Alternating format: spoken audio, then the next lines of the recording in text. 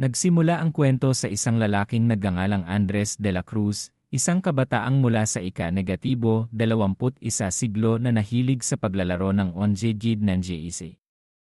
Naglakbay siya patungo sa mundo ng paglilinang, ngunit nagkaroon ng napakasamang simula. Pagdating niya, binigyan siya ng katawang katulad ni Padre Pio, na kung kakain ng karne ay magkakaroon ng walang hanggang buhay at direktang aakyat sa langit bilang isang immortal. Ngunit hindi siya kasama ni Nakiko at Buboy na nagprotekta kay Padre Pio. Patuloy siyang hinahabol ng mga demonyo at masasamang espiritu. Sa kabutihang palad, nailigtas siya ng isang cultivator mula sa Kiranha, Singyo at dinala sa iba't ibang lugar para magtago at tumakas. Sa huli, dinala siya sa isang malas na templo. Nakasalubong niya roon ang isang masamang espiritu.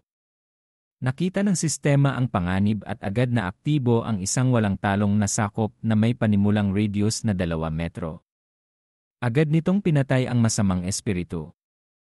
Ang suntok ay napakalakas na tumalsik ito pa itaas, tumagos sa itaas na mundo, at nagsimula ang kwento ng pagpatay. Ang bango na ito tila ito ang halimuyak ng isang immortal na katawan.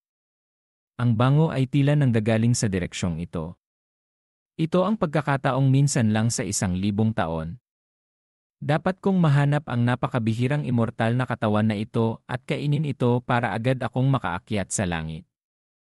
Gutom na ako, pinasingaw na tadyang ng tupa, pinasingaw na paa ng oso, pinasingaw na buntot ng usa, pinasingaw na pato, inihaw na manok di. Isang pinakamalas na transmigrator. Ang ibang mga transmigrator ay palaging umaawit ng mga awit ng walang talong na kapangyarihan. Samantalang ako, kahit na si Nakokoy at Super Yue ay nagtransmigrate sa mundo ng paglilinang, dahil sa barado kong mga meridian ay hindi ako makapag-cultivate. Andres, hindi ka rin naman masama. Ikaw ang immortal na katawan sa alamat. Kuya, ibig sabihin ba nito ay agad kang aakyat sa langit bilang isang immortal? Tuwang-tuwa ka siguro, ano? Kung hindi ako makapag-cultivate, hindi bale na. Binigyan pa ako ng matandang tayan ng katangian ni Padre Pio. 3 taon na akong nagdurusa, pinag-agawan ng napakaraming demonyo, maraming beses na akong nasugatan, at inatake rin ang aming sekta. Hindi na nakatiis ang matandang lalaki at agad niyang sinira ang kawalan para dalhin ako sa lugar na ito. Sobra na ang tiniis ko. Bakit ang ibang mga transmigrator ay nagiging makapangyarihan, samantalang ako ay isa lamang tupa na naghihintay na katayin? Matandang tiyan. Walang pusong demonyo. Bakit mo ako pinahihirapan ng ganito? Kung may lakas ka ng loob, kidlatan mo na ako hanggang mamatay. Sabi ko nga lang, ginawa mo naman talaga.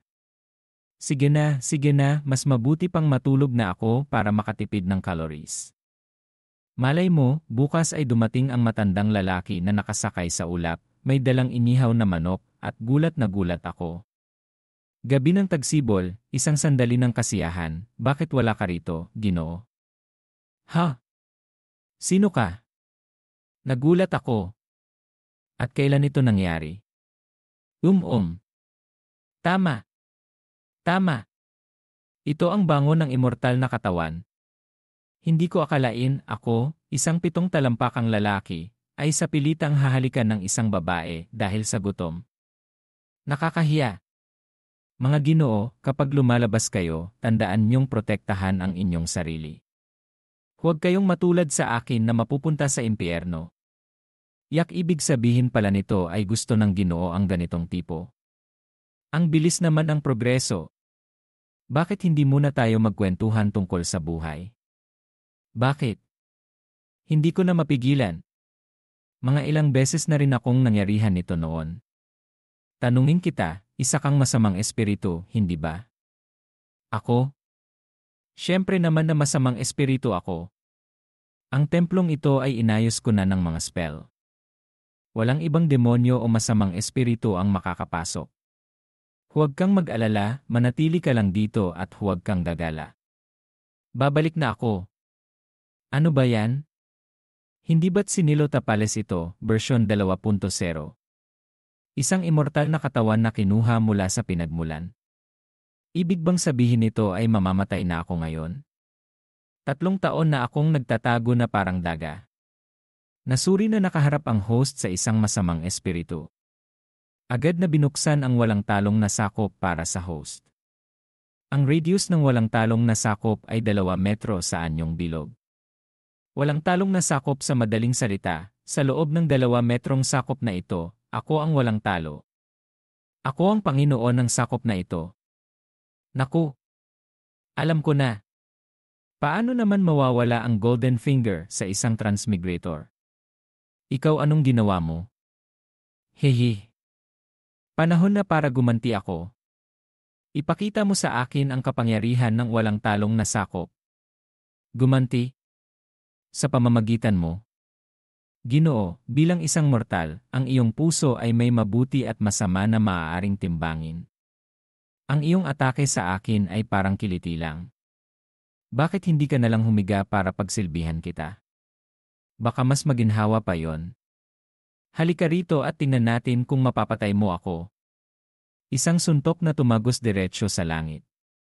Hindi ito panaginip. Pinatay ng host. Ang isang babaeng espiritu sa 2 antas ng paglilinang ng ki at nakakuha ng 10 puntos na sakop.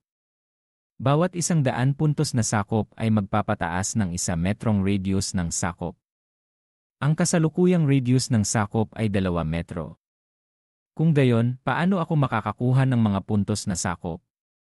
Kung sakop ng aking sakop ang buong kontinente, hindi ba't direktang mapapamahalaan ko ang buong kontinente? Ang paraan upang makakuha ng mga puntos na sakop ay kailangang tuklasin ng host mismo. Naku! Sistema, hindi ka ba mananagot? Wala man lang isang pagsubok. Kailangan pang tuklasin ng host mismo. Bago ko pa yon matuklasan, malamang napatay na ako sa gutom. May tumagos sa langit. Napakalakas ng presensya ng isang immortal. Posible kayang may babagsak na kayamanan ng immortal sa mas mababang mundo. Kakaibang pangyayari sa langit at lupa.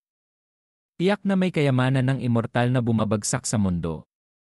Malamang na magkagulo ang buong mundo,